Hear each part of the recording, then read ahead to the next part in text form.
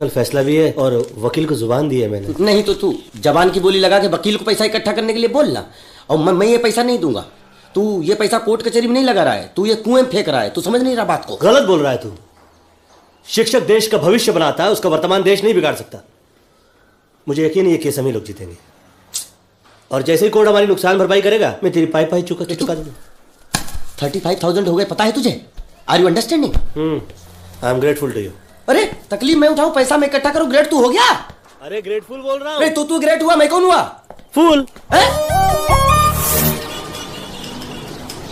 ये मेरे परिवार की रक्षा और उसकी जीत की फीस। तुम मुझे शर्मिंदा कर रहे हो। नहीं, बल्कि मैं माफी चाहता हूं कि कल कोर्ट का फैसला है और मैं फीस आपको आज दे रहा हूं। मास्टर जी ने मेरे बच्चों को भी पढ़ाया है, गुरु दक्षिणा देने का भाग्य तो मिलने दो। अफसोस की बात तो यह है कि तुम्हारा खड़ूस जीजा तुम्हारे घर में रहकर तुम्हारे पिताजी के खिलाफ केस लड़ रहा है। आज तक तो मैं खामोश रहा, लेकिन अब मैं चुप रहने वाला नहीं हूं।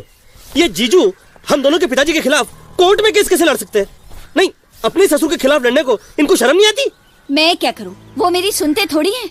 40 साल बाबूजी ने स्कूल के अंदर पढ़ाया लिखाया, कितनी इज्जत है उनके समाज में। न पेंशन न ग्रेजुटी और न्याय के लिए संघर्ष, और ऊपर से तुम भी अपनों को साथ नहीं दे रही हो।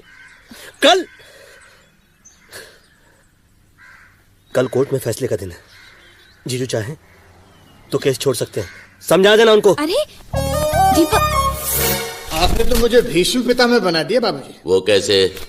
दरअसल जीत मैं आप ही की चाहता हूं, लेकिन लड़ना स्कूल की तरफ से पड़ रहा है। प्रोफेशनल एथिक्स जिसकी शिक्षा मैंने आप ही से पाई थी, ये कैसे भूल सकता हूं? और ये भी कैसे भूल सकता हूं कि 20 साल पहले जब इस स्कूल को लीगल एडवाइजर की जरूरत थी तो इस पोस्ट के लिए आप ही ने मुझे चुना था। और अपनी बेटी के लिए भी। मुझे तुमसे कोई शिकायत नहीं है विनायक, तुम अपना फर्ज निभाओ, मैं अपना फर्ज निभा रहा हूं। तो बाबूजी दीपक को भी समझाइए ना इस बात को। ना समझे, तुम्हारे अंदर के महापुरुष को समझ नहीं पा रहा है। उत्तम भाई, आप बॉम्ब पे बैठे हैं। बॉम्ब? हाँ। का है बॉम्ब? का है? बॉम्ब है, भागो भागो भागो सब लोग भागो। बॉम्ब है, अरे भाई अरे साहब, बॉम्ब है। अरे घर की बात कर रहे हैं यार, बैठो। अरे भैया कुछ नहीं। मैं जगह की बात कर रहा हूँ। जमीन के भाव जो है, हाँ, जमीन के भाव बड़ी तेजी से बढ़ रहे हैं। भाई वो सब मालूम है, हमको ये बताइए कि आज की तारीख में उस घर का दाम क्या होगा? 15 करोड़। क्या? 15 करोड़। जितनी जल्दी हो सके घर बेच दीजिए, वरना म्यूनिसिपैलिटी वालों का कोई भरोसा नहीं। रास्ता चौड़ा करेंगे, फ्लाईओवर बनाएंगे तो दाम जो है वो ठुस करके गिर जाएंगे। अरे नहीं गिरेंगे दाम, नहीं गिरेंगे। हम वो घर बेच के ही रहेंगे। भैया चाय, संतरे का जूस। प्यार की टंकी ओवरफ्लो हो रही है, काम की बातें करो ना। तुम्हें पैसे से एलर्जी है? नहीं, क्यों?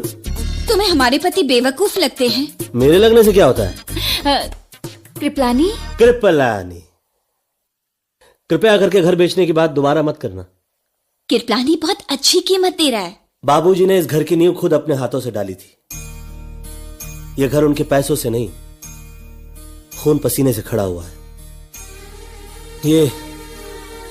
ये कमरा जहां पर हम लोग ये सब बातें कर रहे हैं, ये कभी मैटरनिटी रूम हुआ करता था। यहीं पे हम सब पैदा हुए, मां ने यही लोरियां सुनाई। जब भी मैं यहां सोता हूं बड़ी मीठी नींद आती है।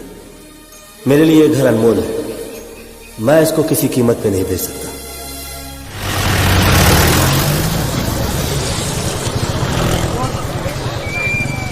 मालवीय मेमोरियल हाई स्कूल के प्रिंसिपल श्री ओंकारनाथ जी ने अपनी रिटायरमेंट के 6 साल पहले एक लाइब्रेरी बनवाई। ये काम विद्यार्थियों के हित में था, लेकिन स्कूल कमेटी के फैसले की राह देखे बगैर उन्होंने ये लाइब्रेरी बनवाई और स्कूल को 20 लाख का नुकसान उठाना पड़ा। इस नुकसान की भरपाई करने के लिए स्कूल कमेटी ने श्री ओंकारनाथ जी की 6 साल तक की मासिक आय, आज तक की पेंशन और प्रोविडेंट फंड, कुल मिला के जो रकम आज की तारीख में ब्याज सहित 10 लाख होती है, स्कूल के पास पैसे ना हो